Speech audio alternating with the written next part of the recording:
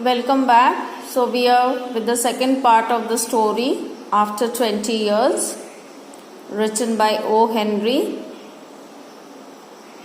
Now we'll continue from the place where we had stopped in the last class. That is, both Bob and Jimmy Wells are very excited meeting each other. They're shaking hand on the road, and since the restaurant was closed, they didn't know what to do. Otherwise, they would have sat there and had a cup of coffee or some food. So let us continue and find out what happens. What exactly happened now when they met each other. So we are on page 43. So the last question where we stopped was,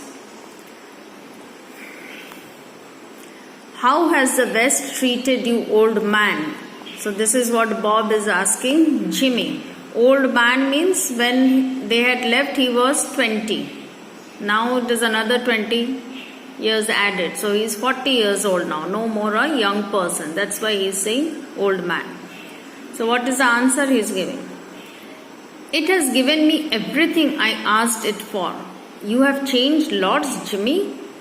I never thought you were so tall by 2 or 3 inches. So now he is noticing some changes.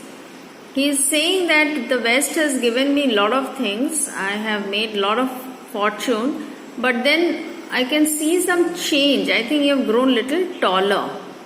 Oh, I grew a bit after I was 20. So Jimmy is saying, yes, I grew a little tall after 20. Moderately, I have a position in one of the city departments. Come on, Bob, we'll go around to a place I know of and have a good long talk about old times. So Jimmy is saying that we cannot stand on the road and keep talking here. So I know a nice place. Let us walk down there, sit there and have some nice talk about what happened in this last 20 years. The two men started up the street arm in arm. Arm in arm, you understand? The two friends आप लोग मिलते हो तो क्या करते हो? एक दूसरे के कंधे पे हाथ रख के चलते हो ना, बहुत खुश होते हो. So that is it.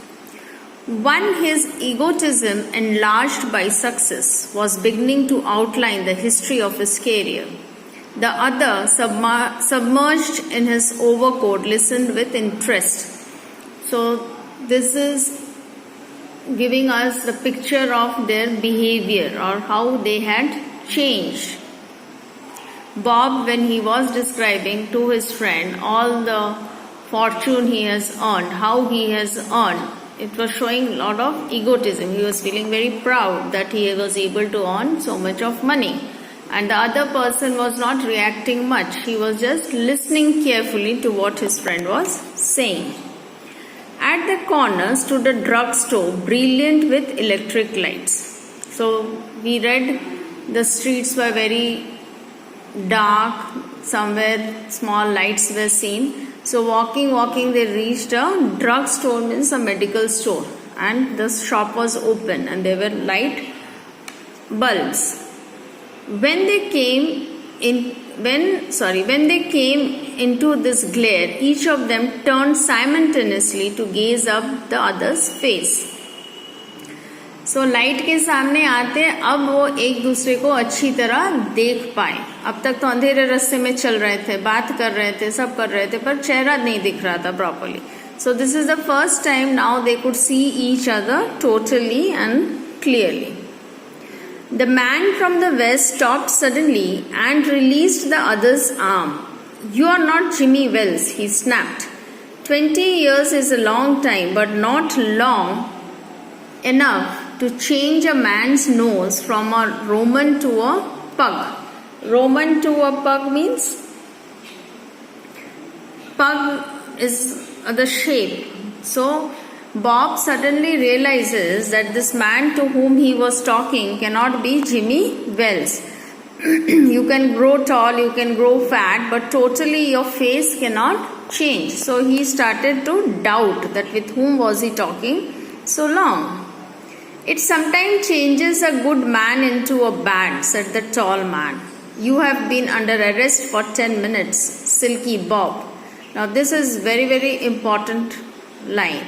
It sometimes changes a good man into a bad man. So he says, over the time, lot of things changes. Not only face, a good man can become a bad man. So the last 10 minutes that you're talking to me, you were under arrest. And he is addressing this man as Silky Bob. Silky means a name given to this person. Now why?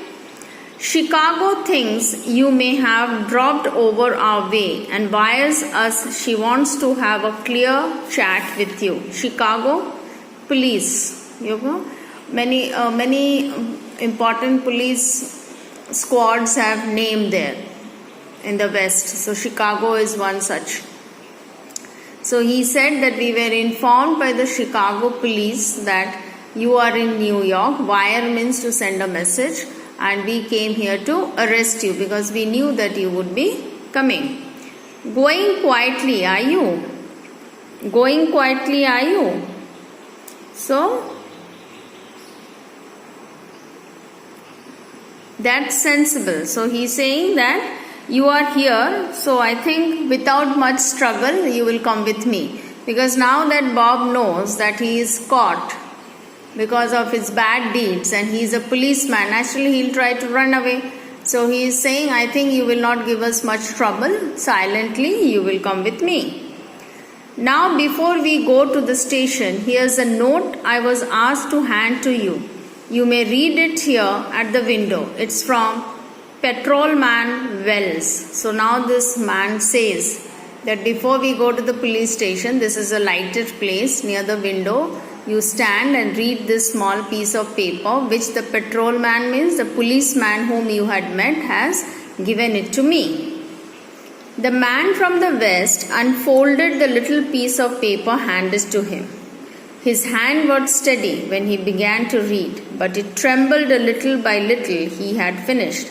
So Bob was also very surprised कि क्या होगा, paper में क्या लिखा है. तो वो भी लेके पढ़ने लगा, पर धीरे धीरे उसका हाथ हिलने लगा. He didn't expect that he would be reading such a thing. The note was rather short. So what was in the note? Bob, I was at the appointed place on time. When you struck the match, the light to light your cigar, I saw it was the face of the man wanted in Chicago. Somehow I couldn't do it myself, so I went around and got a plainclothes man to do the job. Couldn't do myself means arrest him, because he was his best friend. He was feeling very bad. He was feeling embarrassed that how could his best friend become a criminal, that the police was looking for him. So he found this man and took the help of this man to get him arrested by sending him the note. To do this job means to give him this note and get him arrested. So you see, Jimmy was in such a bad condition, a state of mind. He was so happy initially when he was coming perhaps to meet.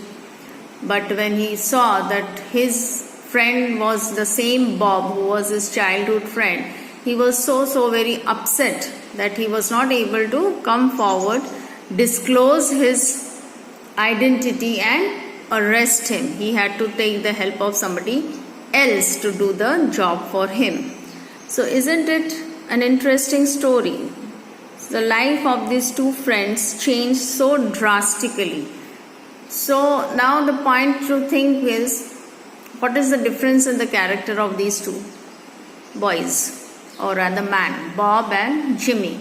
See, Bob, that means right from the beginning, was very ambitious. He wanted to make money at any cost. And at the same time, he was very confident that his friend, Jimmy, who was very lazy, would not be doing anything much in life. So there was a kind of competition in him. And Jimmy, though he was a slow goer, he chose a very peaceful life. And he became a policeman to serve the society. And his friend became a criminal for the society. So there was a lot of difference and change in their character, how they grew up.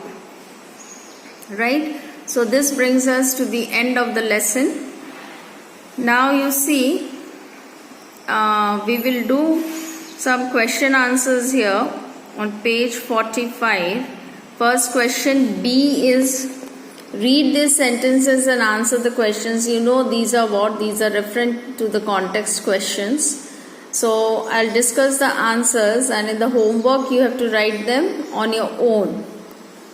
So rather a long time between meetings, though it seems to me. So who is saying this first of all? If you can remember, it is the policeman telling Bob. How much time had passed between the meetings? Yes, 20 years had passed between the meetings. Where did the first meeting take place? The first meeting took place at Big Joe's Brandy restaurant. What do you think was the speaker's mood when he said these? These means rather a long time between meetings, though it seems to me. So what was his mood? He was pensive, means he was thoughtful that so many years have passed. Question 2. Did pretty well out west, didn't you? Who had done pretty well in the west? Bob had done pretty well in the west. Name the two things that the speaker noticed that made him remark that the other had done pretty well out west. So what were the two things? First was the scarf pin, which was diamond studded, and next the lid of the watch which he took out from his pocket also had small diamonds on it. Right. How do you think he had actually done so well? So since the policeman at the end arrests him, now we know. How do you think he had actually done so well? So he must have used some unfair means to earn lot of money, and with that money he purchased all these expensive things. Now we come to question C. Describe the appearance of the man in the doorway. So that is given in the first page. If you see, he had square-jawed face and keen eyes. So that is your answer. How do his possession help us to understand his economic situation? This is same as the B part of second question which we did just now. Now question 2. How can you say that Jimmy Wells was sharp and clever? How can we say? We can say this, that Jimmy Wells was sharp and clever because he recognized his friend Bob as a criminal, but then he did not disclose his identity. Bob would have run away perhaps. So he did not disclose his identity. Why didn't Jimmy Wells make himself known to his old friend? Same answer, almost the same answer. He did not make himself known to his old friend because he was afraid that his friend might run away. Then it could be that he felt very embarrassed that his best friend was a criminal now and he had to arrest him. So this is an open-ended answer. Whatever you feel, you have to write. What does the note tell you about Jimmy and Bob? What does the note tell? Jimmy was very fond of Bob, right? That's why he felt so bad to arrest Bob. And Bob also, after reading, his hand was shaking. Why?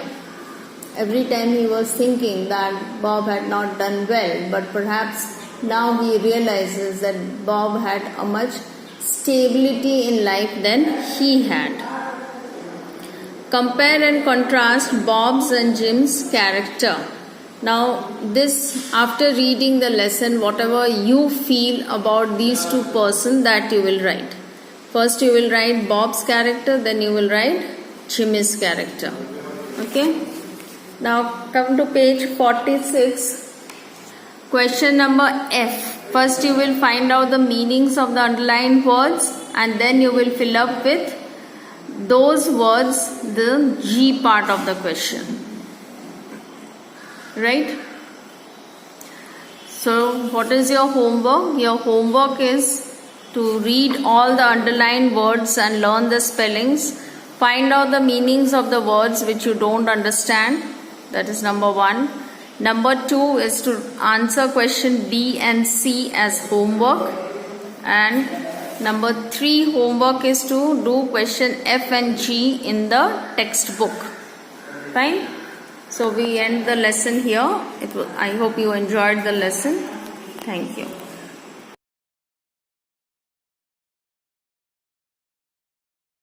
It's a bit of a long story. 20 years long.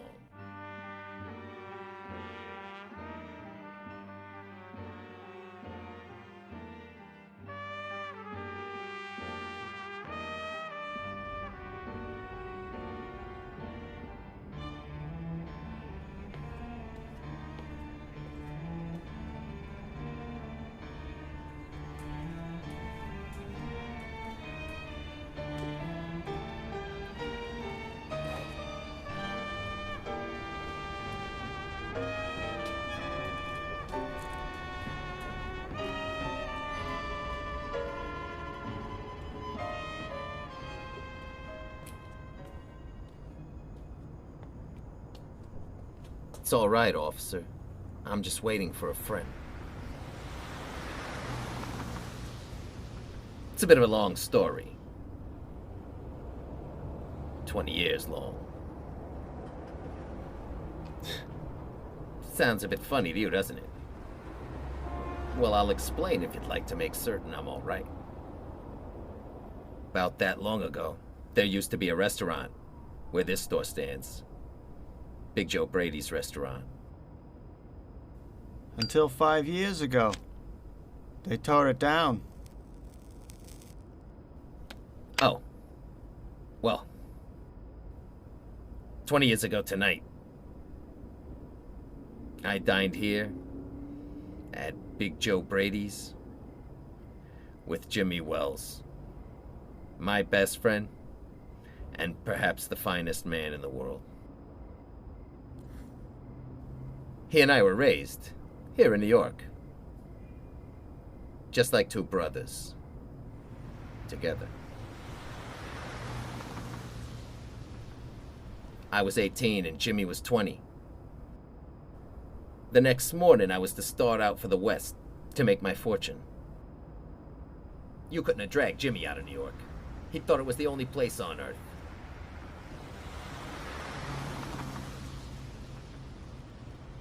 Well, we agreed to meet here exactly 20 years from that date and time. No matter what our conditions might be, or from what distance we might have to come. We figured that in 20 years, each of us ought to have our destiny worked out and our fortunes made. Sounds pretty interesting. Rather long time between meets, though. Seems to me. Haven't you heard from your friends since you left? Well, yes. For a time, we corresponded. But after a year or two, we lost track of each other. See, the West is a pretty big proposition. And I kept hustling around over it. Pretty lively. But I know Jimmy will meet me here if he's alive.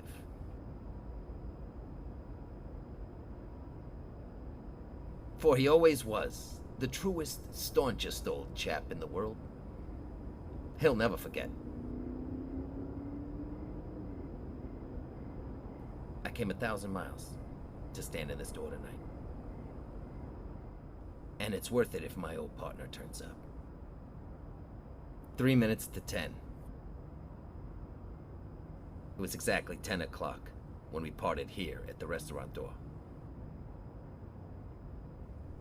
Made your fortune out west, then? You bet. I hope Jimmy's done half as well. He was always kind of a plotter, though. Good fellow as he was. I've had to compete with some of the sharpest wits. Going to get my pile. A man gets in a groove in New York. It takes the West to put a razor edge on him. Well, I'll be on my way.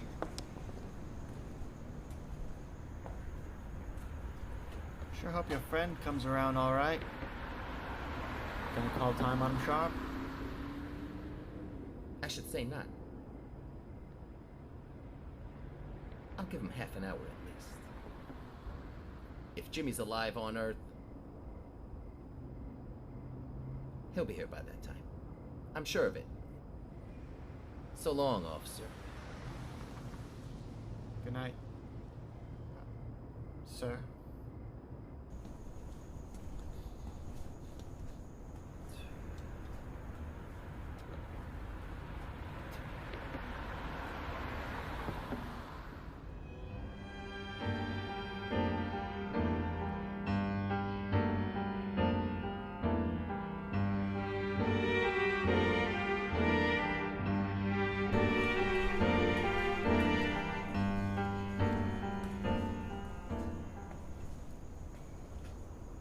Is that you, Bob?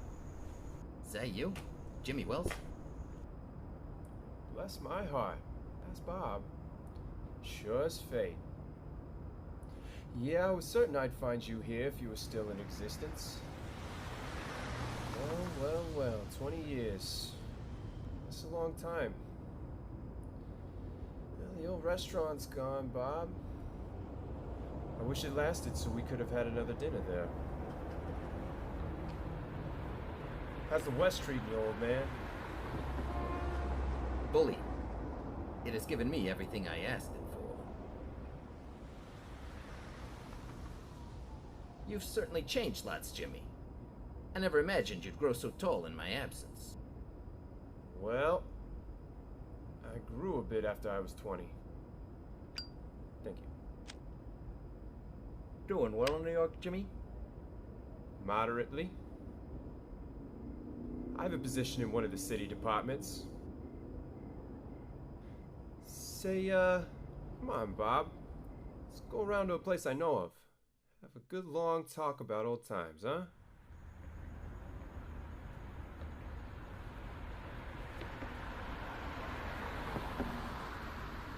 There was this one smart fellow I met. A reporter.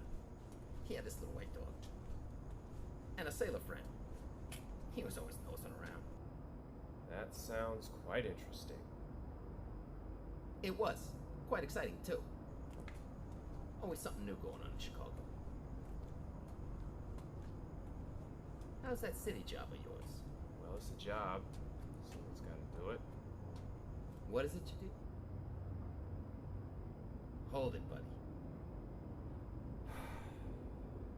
You're not Jimmy Wells. 20 years is a long time.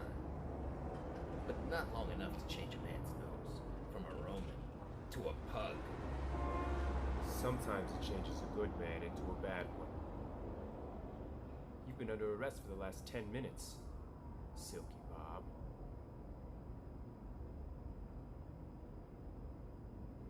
You know, Chicago thought you may have dropped over our way. They wired us. They want to have a little chat with you. Hey. Hey. Quietly. Be sensible.